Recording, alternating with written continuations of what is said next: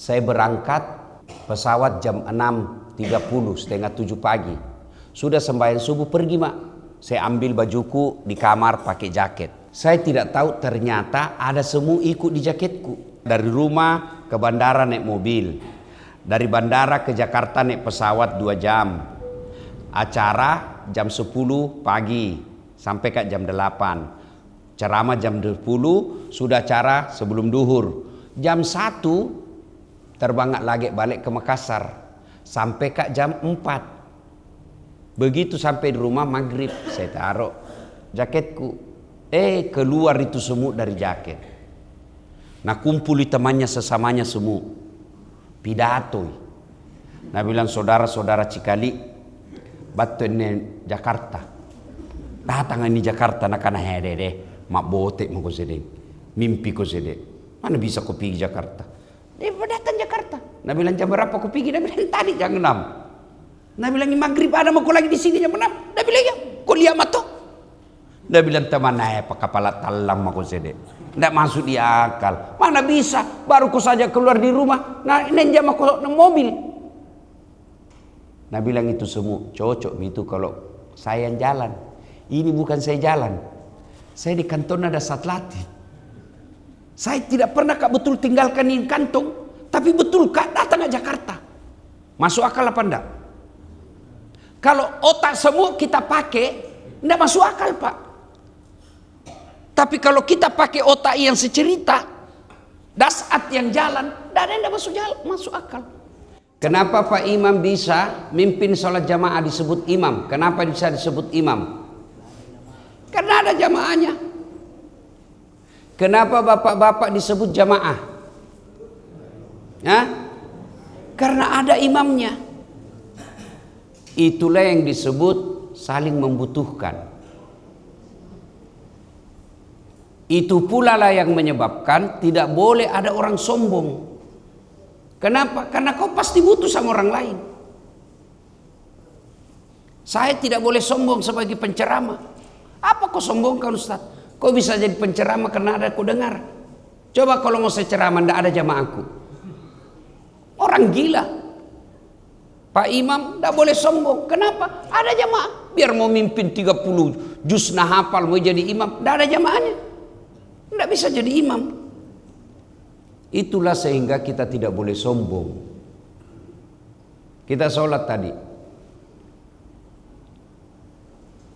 Praktek kehidupan.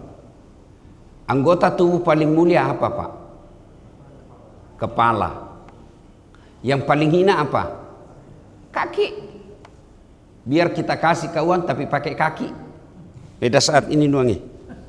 Oh aku bilangnya biar saya miskin jangan ku hina Kak.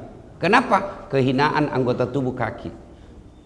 Bapak bercanda dorong kepalaku, dorong perutku masih senyum Pak. Dorong pantaku masih ketawa, tapi jangan coba-coba dorong kepala. Dorong di kepala Pak Imam. Marah, kenapa? Anggota tubuh paling mulia. Tapi ketika kau temu dengan Allah, kepalamu yang hebat ini kau nilai, rendahkan seperti kakimu sehina-hinanya. Kenapa? Kau bertemu dengan Zat yang maha besar, yang maha kuasa, Allah Subhanahu wa ta'ala. Maka ketika ada orang rajin sholat tapi masih sombong, itu temannya setan. Setan itu diusir dari sorga. Kenapa? Apa sebabnya jin waktu itu diusir dari sorga? Apa sebabnya Bu? Karena sombong. Kenapa? Dia tidak mau sujud.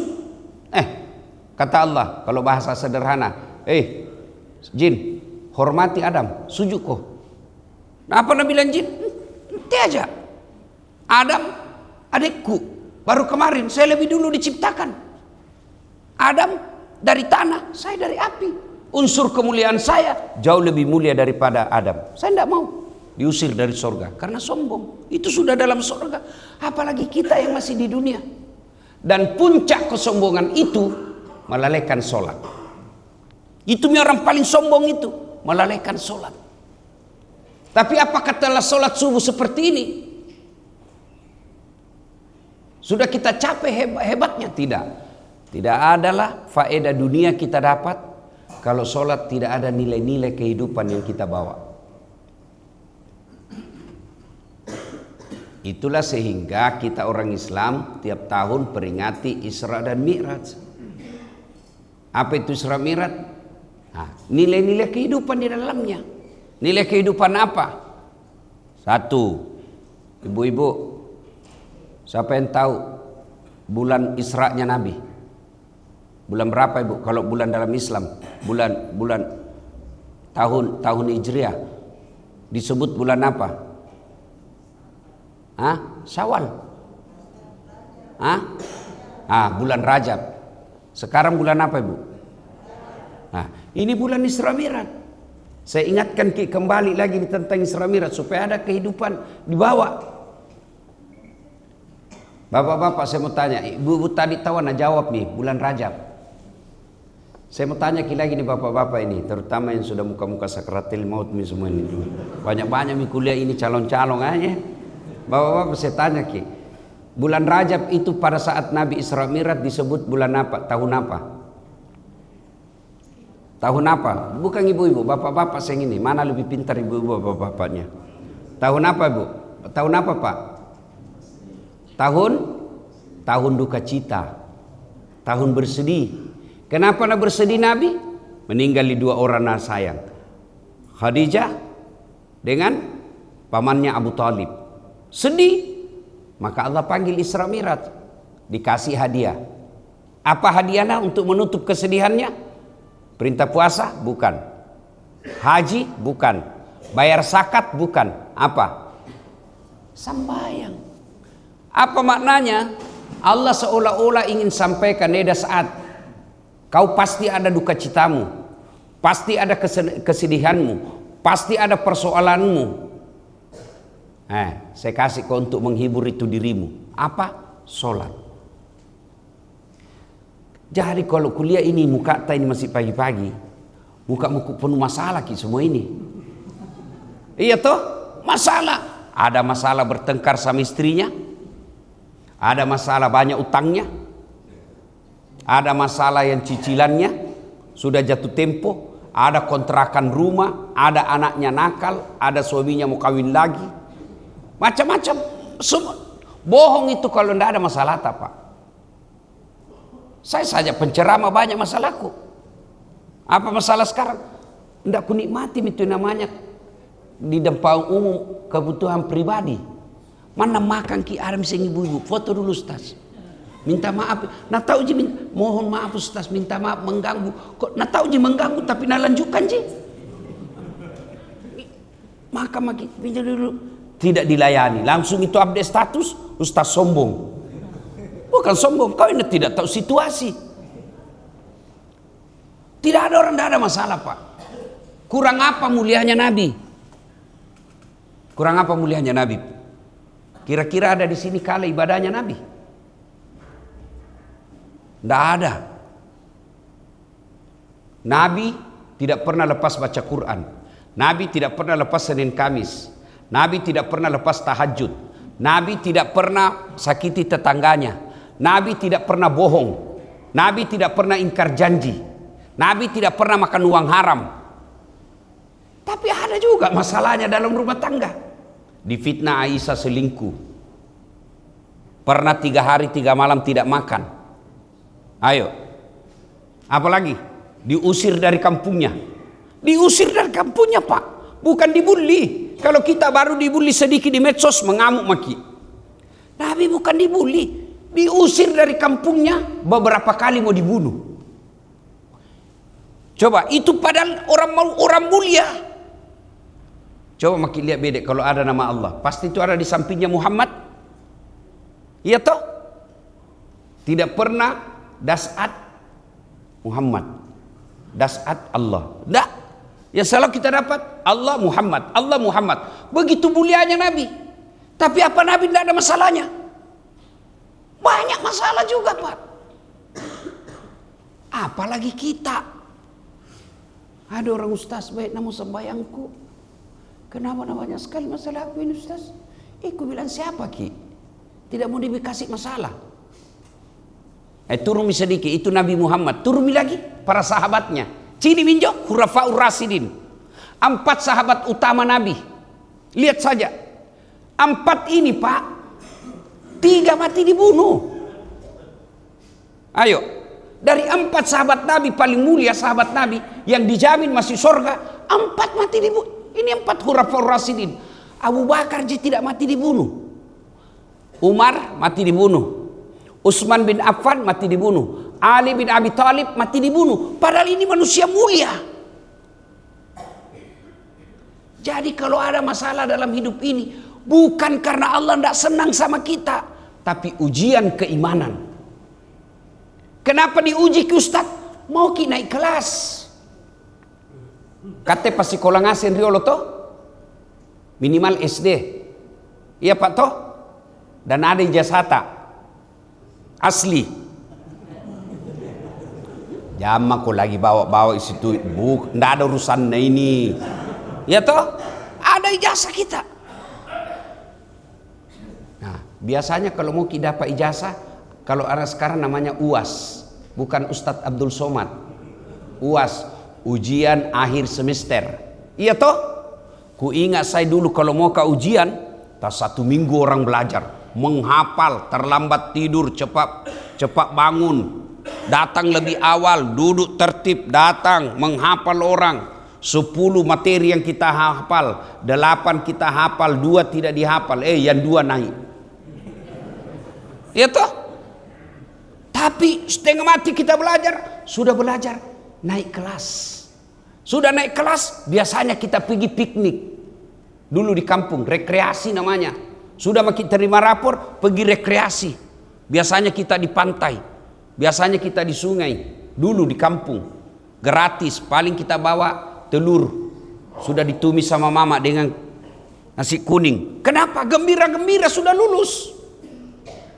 Begitu juga dalam hidup ini. Kalau ada masalah dalam hidup ini, jangan merasa Allah tidak cinta.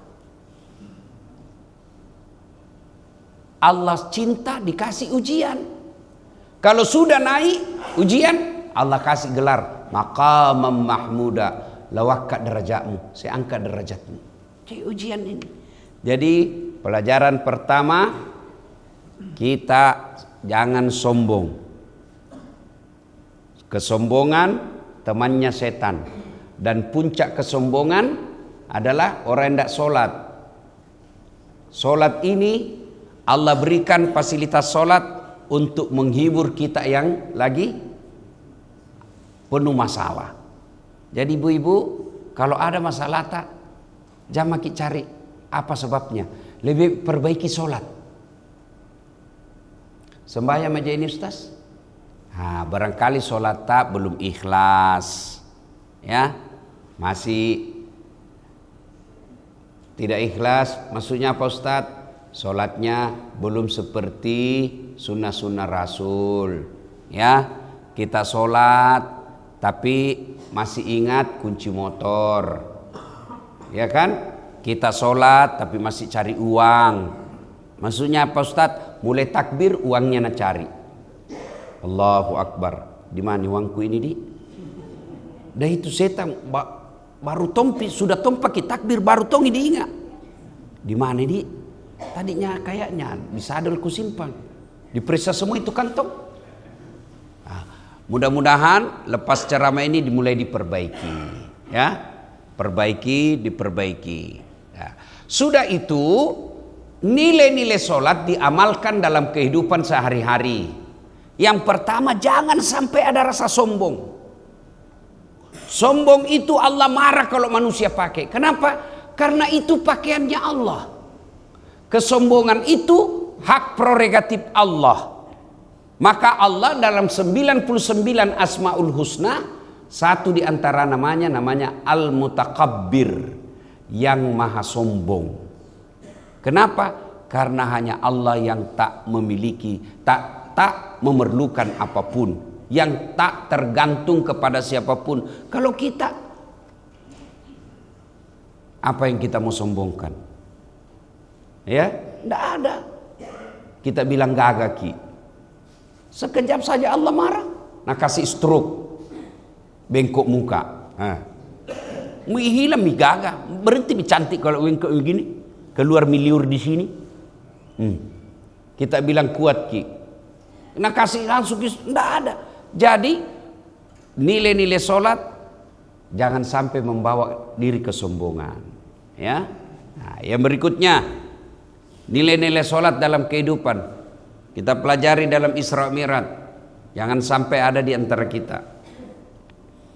Itu hubbi aklil haram, suka memakan barang haram. Ya, bisa jadi doa-doa kita tidak diijabah oleh Allah Subhanahu wa taala. Kenapa? Karena masih kita konsumsi barang haram itu. Barang haram yang dimaksud bukan babi, bisa jadi ayam, tapi cara memperolehnya tidak halal. Ayam, betul ayam, tapi cara memperolehnya apa? Dengan cara menipu. Bisa jadi dia makanan halal, nasi, tapi cara memperolehnya haram. Nah ini biasa, misal lewat mini, tapi mudah-mudahan tidak lagi. Uang pilkada. Nah biar orang haji ke masjid nambah tonji, uang pilcale. Iya toh? Begitu ditegur, Nabi bilang apa? Ini bukan serangan fajar Ustaz, ini sedekah subuh. Kalau masih sering itu begitu, lihat nih hasilnya sekarang. Lihat hasilnya sekarang. Anggota Dewan Tak. Nah, itu saya ingat. Itu Tommy enaknya jadi rakyat biasa, Pak. Itu Tommy enaknya jadi orang miskin. Kenapa enak Ustaz? Satu, tidak punya potensi sombong. Apa mau disombongkan karena miskin ki? Kalau orang kaya sombong temannya setan. Tapi kalau orang miskin sombong, bukan lagi temannya setan, dia sudah jadi setan. Ya, itulah enaknya jadi orang miskin, tidak punya potensi sombong. Yang kedua, lebih taat beribadah. Coba, angkat kibedek tangan tak yang ada warna 5 miliar di sini. Tapi coba kibedek yang ada hutannya di sini. Coba bayangkan. Yang ada uangnya 5 miliar, upah pun sampai subuh. Ya toh? Syukur sekali kalau sembahyang subuh mana mau terlambat. Rata-rata orang yang punya tabungan 5 miliar tidak pernah kita datang berjamaah dilihat di masjid. Lihat nih semua ini, muka-muka pensiun ini semua. Iya toh? Muka-muka yang susah warna semua ini kulihat. Kakak tarik tuh orang kaya sama orang miskin. Mulai dari mukanya dilihat memang ya, muka banyak masalah ini Pak. Itulah enaknya kita jadi orang miskin. Kita datang berjamaah. Tapi hebatnya tonsi orang kaya, dia gampang masuk surga. Kalau apa? Kalau dia sedekah. Itu tuh, itu kelebihannya. Allah masing-masing kasih amal. Namanya pastabikul khairat. Ambil mako berlomba-lomba mako. Orang miskin datang kau berjamaah, supaya jamaahmu bawa kau masuk surga. Orang kaya kau tidak datang berjamaah, tapi bersedekah kau. Karena kalau kau tidak sedekah, tidak ada pintumu masuk surga yang lebih gampang. Coba pengajian tabligh akbar, tidak ada itu mereka orang kaya, tidak ada. Iya toh? Gotong royong, tidak ada juga itu. Pengajian, lihat ini sekarang, tidak ada. Tabligh akbar, pergi di lapangan Karebosi tabligh akbar, tidak ada tongi. Jadi kalau dia kekayaannya tidak dipakai untuk masuk surga dengan sedekah, maka rugilah dia, susah masuk tonji surga nanti tapi lamai. Kita yang miskin, pintu tak masuk surga, datang berjamaah di masjid. Dan berjamaah di masjid gratis. Itu ini anak genset ini. Selalu anda bilang susah masuk surga. Saya bilang, salah kok deh, yang susah itu masuk neraka. Masuknya Ustaz, lihat beda. Judi bayar atau gratis? Dibayar. Selingkuh, oh lebih mahal lagi, tidak ada habisnya. Sudah dikasih, nah bilang besok lain lagi nak minta, tidak mau kok share ini foto. Lebih banyak ongkosnya. Pergi dugem, dibayar. Kita doakan Makassar sudah mulai banyak tempat dugem. mulai banyak. Jadi tidak mungkin itu distempel lagi tuh Kak. Dia bilang temanku, tidak pernah Pak, iya. Kalau masuk ke BD tempat-tempat begitu distempel itu tangan, dicop di masjid dicop, masuk di masjid ada cop, tidak ada. Dibayar semua itu, selingkuh, judi, botoro, mabok, narkoba, dibayar semua.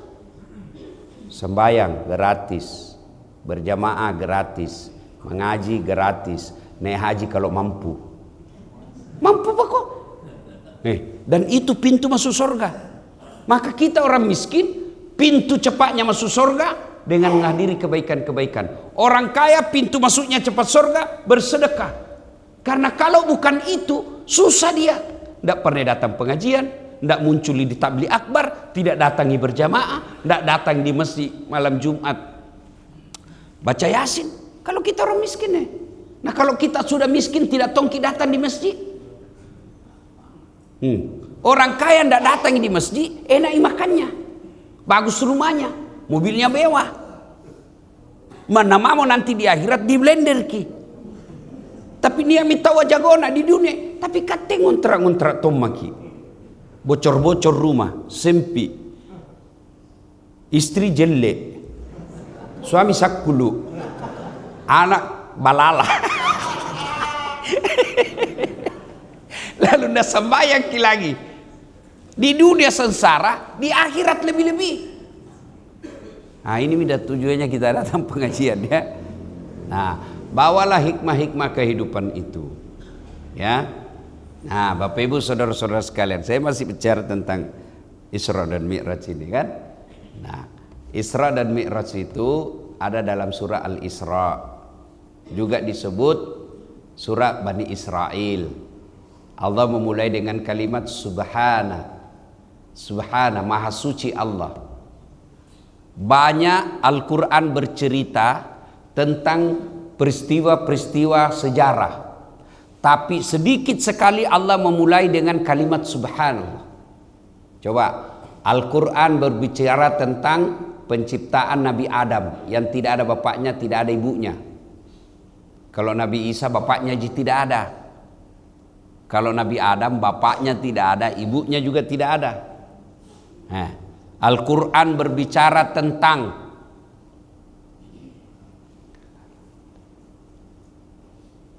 dihancurkannya Fir'aun di Laut Merah. Al-Quran bercerita tentang dihancurkannya umatnya Nabi Lut. Al-Quran berbicara tentang Nabi Sulaiman yang dipindahkan istananya dengan Ratu Balkis. Banyak sekali kejadian-kejadian dalam Quran. Tapi ketika Allah berbicara sejarah Isra Mi'raj, Nabi memulai dengan kalimat Subhanalladzi asra. Kenapa? Allah seolah-olah ingin menyampaikan, saya mempertaruhkan kesucianku tentang berbicara ini Isra Mi'raj. Kejadian ini benar.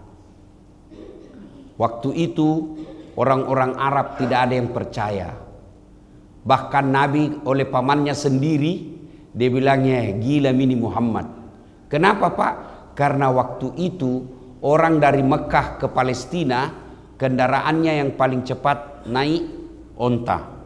Berapa waktu yang dibutuhkan? 1 bulan pergi, 1 bulan pulang. Berarti PP 2 bulan. Itu hanya dari Makkah ke Masjidil Aqsa. Ini Nabi dicerita dari langit juga. Mereka tidak percaya. Kenapa? Karena dia pakai otaknya, otak manusia. Dia tidak percaya, dia tidak menggunakan bahwa kejadian Isra Mi'raj itu kehendaknya Allah. Nah, coba kalimat berikutnya. Subhanalladzi asra.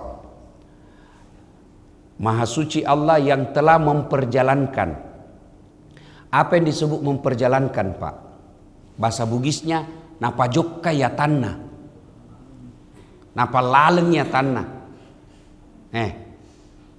Maksudnya apa itu? Berarti kalau diperjalankan berarti bukan Nabi yang jalan. Ya, napa jokkai. Berarti bukan Nabi yang jalan, tapi siapa? Allah yang memperjalankan. Supaya gampang ini, selalu saya kasih contoh. Diundanglah saya pergi Jakarta ceramah. Saya berangkat pesawat jam 6.30, setengah 7 pagi. Sudah sembahyang subuh pergi mak. Saya ambil bajuku di kamar pakai jaket. Saya tidak tahu ternyata ada semua ikut di jaketku. Tuh. Nah, naik pesawatlah saya dari rumah ke bandara naik mobil. Dari bandara ke Jakarta naik pesawat 2 jam. Acara jam 10 pagi sampai ke jam 8. Ceramah jam 10, sudah acara sebelum duhur. Jam 1 terbang lagi balik ke Makassar sampai ke jam 4. Begitu sampai di rumah maghrib, saya taruh jaketku. Keluar itu semut dari jaket. Nah, kumpul temannya sesamanya semua. Pidato. Nah, bilang saudara-saudara Cikali, batu ini Jakarta. Datang ini Jakarta, nak kana deh. Mak botek mau kau sedek. Mimpi kau sedek. Mana bisa kau pergi Jakarta? Datang Jakarta. Nah, bilang jam berapa kau pergi? Nah, bilang tadi jam 6. Nah, bilang maghrib ada mau kau lagi di sini jam 6. Nah, bilang ya, kau lihat mata. Nah, bilang teman pakai kepala talam mau kau sedek. Tidak masuk di akal. Mana bisa? Baru kau saja keluar di rumah. Nah, ini jam aku mobil. Nah, bilang itu semua cocok itu kalau saya yang jalan. Ini bukan saya jalan. Saya di kantor ada satlatif. Saya tidak pernah kak betul tinggalkan di kantong. Tapi betul kak datang ke Jakarta. Masuk akal apa enggak? Kalau otak semua kita pakai, enggak masuk akal pak. Tapi kalau kita pakai otak yang secerita, dasat yang jalan, tidak ada yang masuk akal. Ini jam tanganku. Ini. Beberapa hari yang lalu datangi Hong Kong. Kita tahu Hong Kong ibu. Tepatnya Jackie Chan. Iya toh? Waktu di sana Ini di kota Hong Kong. Dulu di film-film waktu tak SMA dilihat di sini Bruce Lee berkelahi di sini tuh. Sampai. Padahal ini jam tidak bisa goyang pak. Mana bisa masuk akal? Tidak bisa goyang.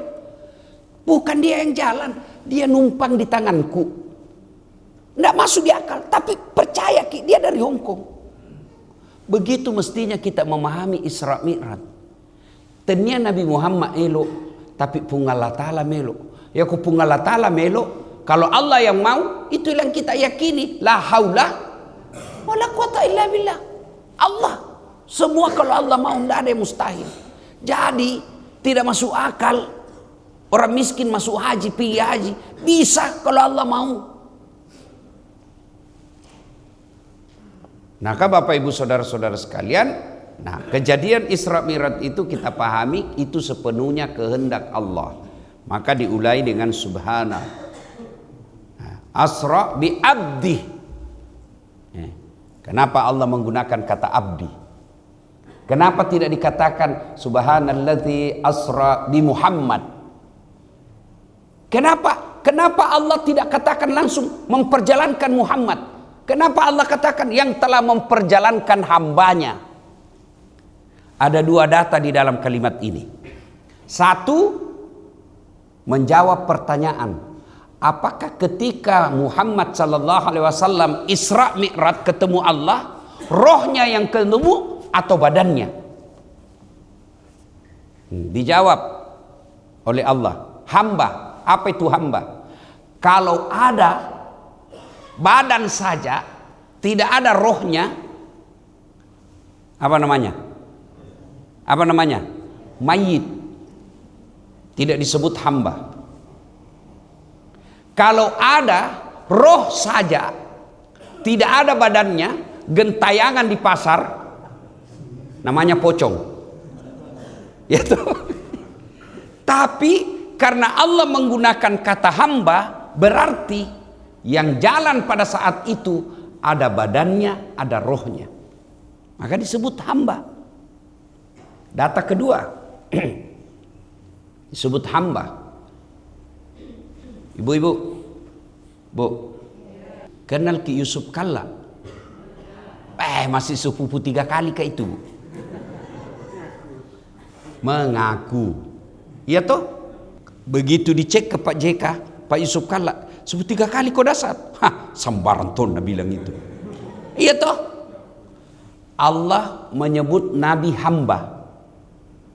Berarti Allah yang sudah mengakui Muhammad sebagai hamba. Kalau kita mengaku hamba, saya hambamu ya Allah, betulkah kamu hamba Allah? Betulkah kamu hamba Allah? Yang ada hamba dunia, yang ada hamba jabatan.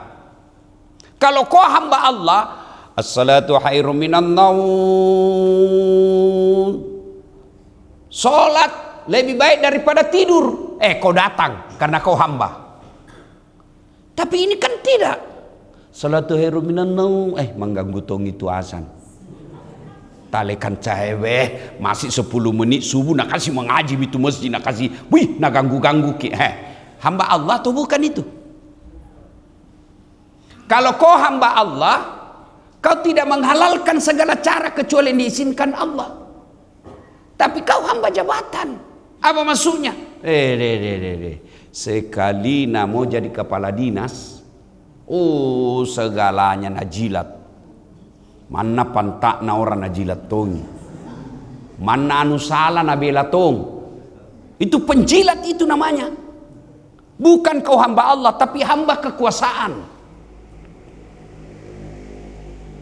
Kalau kau hamba Allah, ada hartamu fisabilillah. Ada hartamu banyak atau sedikit, banyak atau sedikit, sedikit atau banyak, kasih keluar sedikit. Jangan sampai kau hamba uang. Yang kita sebut at-takatsur, berlomba-lomba, nak kumpul, kumpul uang, kumpul mobil, kumpul rumah, kumpul istri. Kenapa kita ketawa? Jangan banyak bicara, itu poligami. Apa mau poligami? Nah, istri tak saja pegang remote, tak bisa makin ganti televisi. Pacetong. Dia bilang kita ya Ustaz, saya singa di rumahku saya, tapi singa sirkus. Istriku punya sirkus. Nah suruh lompat, lihat itu singa Pak, lihat itu singa tuh. Dia singa Pak, tapi lihat kalau sudah di sirkus sih disuruh lompat di api. Begitu maki kita Pak, singa memang, tapi istri tak pemilik sirkus. Ini apa? Kalau kau hamba Allah, ada harta Allah kasih, Allah perintahkan, sedekah fisabilillah. Jangan sampai kita hanya menjadi hamba harta. Nah, Bapak Ibu saudara-saudara sekalian, ini saja tausiah kita, mudah-mudahan ada manfaat. Ya, saya dulu Bu kontrak di sini Jalan Harimau. Ada masjid di situ Baitul Aman. Apa sih di situ ada lorong 77A? Di situ kah itu Bu? Saya ngontrak di rumahnya, namanya Puang Besek. Baik, orang kalau kontrak rumah Pak stres. Kalau umumnya jatuh tempo datang sentuhan rumah, cerita mana? Saya bilang dalam hati, mau lagi naik ini. Masya Allah, kalau saya ingat itu waktu di Jalan Harimau Pak, saya tidak percaya hidup saya bisa sampai ke Hong Kong, bisa sampai ke Amerika. Jalan Harimau, maka adik-adik sekalian, kalau susah hidupmu sekarang, perbaiki saja sholatmu. Perbaiki saja sholatmu, jangan mau kau cari muka sama manusia. Makin kau cari muka sama manusia, makin hina kita Pak. Makin kita kejar dunia, makin hina kita. Dan saya sudah buktikan itu. Sudah kulewati semua itu. Bagaimana itu mencatat honor, bagaimana itu pilih-pilih honor, bagaimana itu pilih-pilih masjid. Sudah kulewati, tapi makin sengsara perasaanku. Pelong saja. Tanya maki semua masjid yang pernah saya tempati ceramah di Makassar setelah saya populer. Ada enggak pernah saya minta honor? Enggak pernah saya ambil itu honornya kalau masjid. Lorong-lorongan. Enggak pernah. Orang kaya baru ku ambil honornya. Kenapa? Karena saya pikir ada hakku di rumah orang kaya. Jadi adik-adik yang susah hidupmu jangan kau putus asa. Sembahyang kau saja. Saya sudah buktikan itu Jalan Harimau. Waktu rusuh ini di sini, itu ada kakak juga di sini. Tapi kulihat-lihat Ji, waktu di Jara ini kodong Ngarini. Ngarini dulu namanya nih, di Biskop. Itu ada di sini. Itu dulu rumah sakit Dadi, tempat orang gila. Di situ toh. Pergi ke sana, kita tahu, ku aja bicara lama-lama, ternyata penghuni. Di situ, kalau ada orang mau ditelepon teman, tak pikir di situ rumah sakit Dadi, ada di situ namanya TU, telepon umum. Iya toh, paling setengah mati kalau orang pacaran di depan tak. Lah mana tuh, banyak nak koin nak kasih sedia. Beli kau telepon sendiri kau pacaran. Apa? Jalan kaki orang pergi di kalau mau Panyuki, ada datang ustaz kondang. Jalan kaki saya Pak dari Jalan Harimau. Kalau datang Senudin Nemset, Manarul Hidayah, datang itu Iskandar Eski. Kalau datang itu di Mas Panyuki, Majelis Taklim Panyuki 3 Utama, jalan kaki orang dari Jalan Harimau. Nontonlah saya paling belakang. Saya bilang deh, enak nur kalau jadi ustaz. Sekarang alhamdulillah jadi ustaz Kak Pak. Alhamdulillah. Ini Jalan Harimau. Saya sering juga dulu tarawih di sini. Karena kalau sekarang Jalan Harimau kan cepat sekali biasa berjamaahnya tuh mau kat tanan-tanan di sini Kak datang sini. Ini masjid ini. Dari dulu modelnya begini panjang-panjang. Alhamdulillah ya. Nah, jadi adik-adik sekalian ini yang menghafal-hafal di sini jangan putus asa. Jangan kau kecewa, jangan kau sakit hati, jangan kau banding-bandingkan hidupmu dengan orang lain karena Allah punya rencana sendiri. Ya toh? Nabi iya, tapi pernah kau dulu ikut Pilwali Ustaz? Masih ingat kita? Pilwali 2014 dikalah enggak? Cuma suaranya itu yang menang lebih banyak. Tidak mau kan dibilang kalah, karena enak perasaan bos. Tapi Allah tahu apa Nabi bilang Tuhan. Barangkali kalau bahasa aku Nabi bilang Tuhan jangan kau jadi pejabat dasar. Setengah mati kau cari muka, setengah mati kau hormat. Datang gubernur hormat kau sede, datang presiden hormat kau sede, datang jenderal hormat kau sede. Sekarang jadi ustaz, mereka semua yang hormat sama saya. Ya dedek sekalian ini yang hafal-hafal sini ya. Nah, hidup kau baik, serahkan segalanya kepada Allah. Allah punya jalan yang baik untuk kamu.